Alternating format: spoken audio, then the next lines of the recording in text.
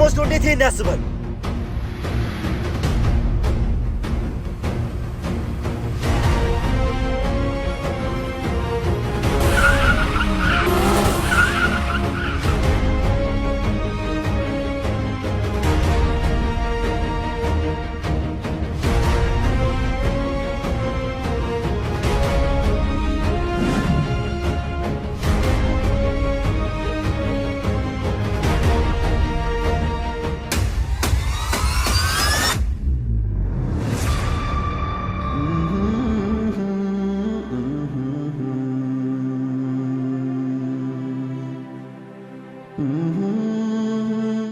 ወንድሜ አዲሱ ቤታችን እንዴት እየሄደ ነው? አሪፍ ነው። አንዳንድ ያልተሟሉ ነገሮች ነበሩ፣ አሁን ጨርሻለሁ።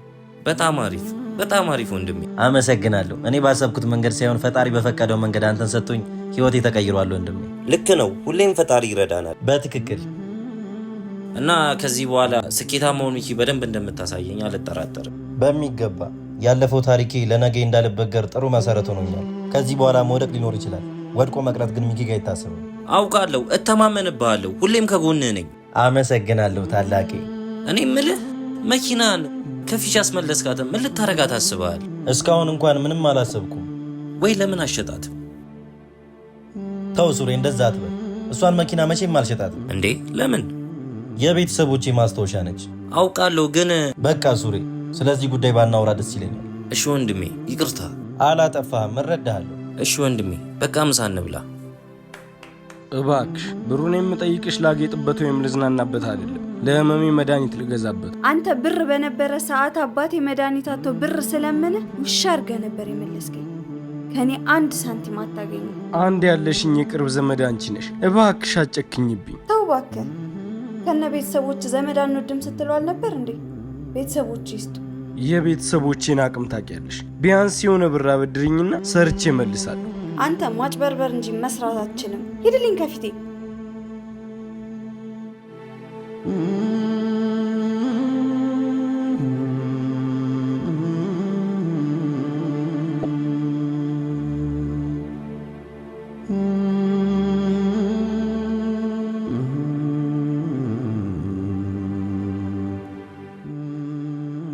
ደግሞ እንዴት ነው የምትሸተው? ይቅርታ እባክሽ ናፍቆት፣ ስላሳለፍናቸው ጥሩ ጊዜያቶች ብለሽ እርጂኝ። እኔ ካንተ ጋር ምንም ጥሩ ጊዜ አላሳለፍኩም። ካንተ ጋር ያሳለፍኳቸው ጊዜያቶች ለኔ መጥፎ ትውስቶች ናቸው። አሞኛልና መድኃኒት መገዛበት ምንም ብር የለኝ። መኪናውን ስመልስለት የተቀበልኩትን ገንዘብ አንቺ ወስደሽዋልና ከዛ ላይ ትንሽ ገንዘብ ብትሰጪ። ተው እባክህ። ብርም እንድሰጥ ትፈልጋለህ? ሌባ ደግሞ አንተ ታመህ ሳይሆን ብር የመቀበያ ዘዴ እየፈለግክ ነው። እኔ መች አጣሁክ? የምሬን ነው ናፍቆት፣ እየዋሸሁሽ አይደለም። እባክሽ እንዳትነካኝ።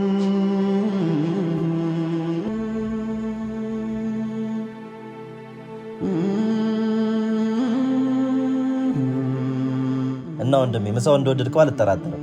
አዎ ቆንጆ ምሳ ነበር። ቀጣይ እኔ ነኝ ጋባዥ። ወደህ ነው? እና ወንድሜ አንድ ልልህ የምፈልገው ነገር አለ። ምንድን ነው? ያን ሰይጣን ግን በዙሪያ ሁሉ ተጠንቀቀው። ፊሽን ነው? አዎ ከሱ ውጪ ሌላ ሰይጣን የለ። እሺ ወንድሜ አታስብ፣ ራሴን እጠብቃለሁ። አዎ ተጠንቀቀው።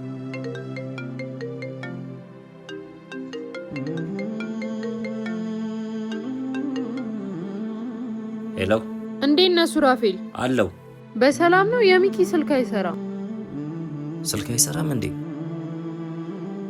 አዎ ዘግቷል። አዎ ዘግቶበት ነው።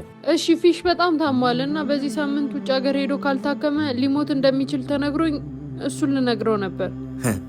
ኧረ እባክሽ። አዎ የአንድ ሳምንት ጊዜ ብቻ ነው ያለው። እሺ እነግረዋለሁ። እሺ ቻው። ናፍቆት ናት። ምንድን ነው የምትለው? ፊሽ በጣም ታሟልና በዚህ ሳምንት ውጭ ሄዶ ካልታከመ ሊሞት ይችላል እያለች ነው። እና እኔ ምን አገባኝ? ለምን ድብና አይልም? ተዋት እባክህ፣ ወደ ስራ እንግባ። ኦኬ እሺ፣ እኔም ልግባ። ሁሉንም ነገር ከሰው ሰምቻለሁ። እኔም የቻልኩትን ያህል እረዳለሁ። እኔ እንጃ ተስፋ እንኳን ያለኝ አይመስለኝም። ያን ሁሉ ገንዘብ ከየት አባቴ አምጥቼ ነው ወደ ውጭ ወጥቼ የምታከመው? ቆይ ምን ያህል ገንዘብ ተጠይቀ ነው? የፕሌን ትኬት ሳይጨምር ከ500,000 ብር በላይ ያስፈልገኛል። በጣም ብዙ ነው። ቢሆንም እነሱ ሳምንት ብለው ቀን ወሰኑልህ እንጂ ቀናችንም የሚወስንልንም የሚያኖረንም ፈጣሪ ነው። እሺ አመሰግናለሁ።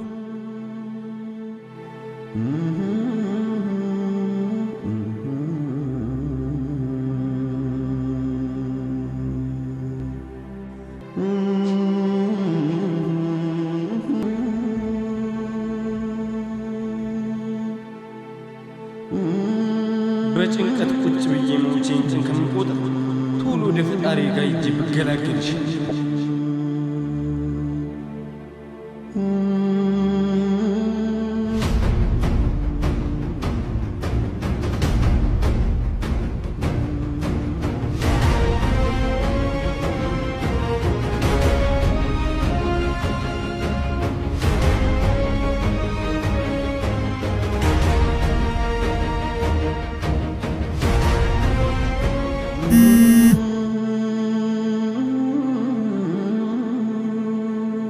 ሄሎ ዶክተር፣ እንዴት ነህ? እየበረታ ነው?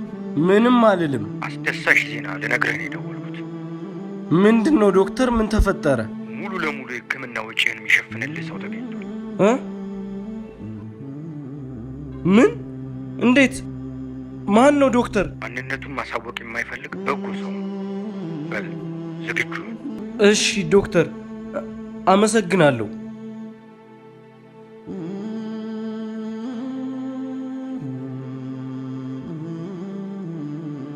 ምናልባት በሕይወት አልመለስ ሊሆን ይችላል። ሚኪን አግኝቼው ብሄድ በጣም ነበር ደስ የሚለኝ፣ ግን እሱን የማየት አቅም የለኝም። አሁን ስለሱ አታስብ። ፈጣሪ ብሎ ሕክምናን ጨርሰህ ስትመጣ ሁሉም ነገር ይስተካከላል። እግዚአብሔር ያውቃል። የሕክምናውን ብር ደግሞ ማን እንደሸፈነልኝ አውቄ ብሄድ በጣም ነበር ደስ የሚለኝ።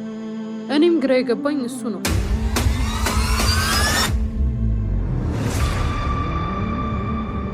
ከዚህ በኋላ ስለ ገንዘቡ አትጨነቅ። ይቅናልልን የመጣሁት። መልካም መንገድ።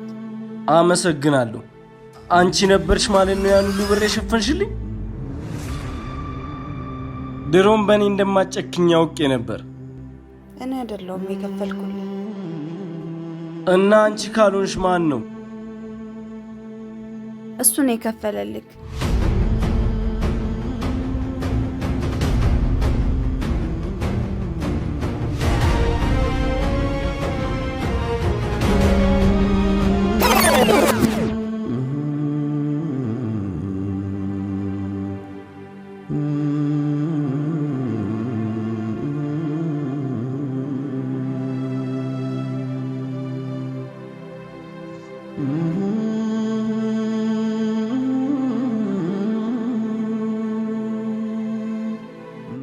ቆየኋ?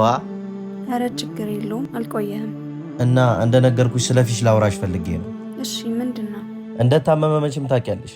እና ተባብረን የቻልነው እንድናረግለት ፈልጌ ነው። እኔ ምንም ላረግልህ አልችልም፣ ገንዘብም የለኝም። ስለ ገንዘቡ ችግር የለውም። በአንዳንድ ነገሮች እንድታግዥኝ ብቻ ነው የምፈልገው። እሺ በቃ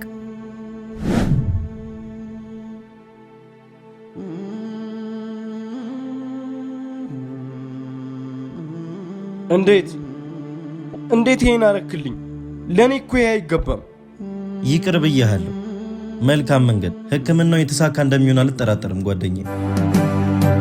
ኧረ እንዴት ልርሳች፣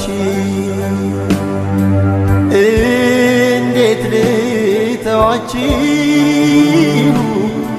ከነፍሴ ጋር ድርብ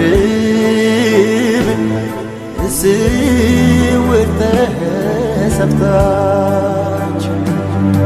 ማን ከማን ይበልጣል? የትኛው ልምረጥ? ለካስ ሞት ይሻላል ሕሊናን ከመሸጥ፣ ሕሊናን ከመሸጥ፣ ሕሊናን ከመሸጥ፣ ሕሊናን ከመሸጥ፣ ሕሊናን ከመሸጥ። በኢየሩሳሌም የነገሰው የዳዊት ልጅ እንዲህ ይላል፣ ከንቱ ከንቱ ሁሉ ከንቱ ነው፣ ከፀሐይ በታች በሚደከምበት ድካም ሁሉ የሰው ትርፍ ምንድን ነው ብሎ ይጠይቃል። መቼም መልሱ ምንም ነው። ታዲያ በዚህ ሁሉ ከንቱ በሆነባት ዓለም ውስጥ የቆይታ ዕድሜያችን አልፎ 100 እንኳን ለማይሞላ መነካከሱ፣ መባላቱ፣ ቂም ቋጠሮ መኖሩ የትምክህት መገለጫችን ሆኗል። ዛሬ መቆማችን ለነጋ ለመውደቃችን ዋስትና ሊሆነን ፈጽሞ አይችልም። ሁሉን የሚሰጥ ሁሉን የሚነሳ እግዚአብሔር ነውና በማድረጋችን በመስጠታችን ፈጽሞ ልንታበይ አይገባም። እግዚአብሔር ሰጠ፣ እግዚአብሔር ነሳ፣ እግዚአብሔር ነሳ፣ እግዚአብሔር ሰጠ። በማድረጋችን ይጨመርልናል እንጂ አይጎልብንም፣ ፍርዱ የሱ ነውና። እናም በእኔ ሕይወት የሆነው ይኸው ነው።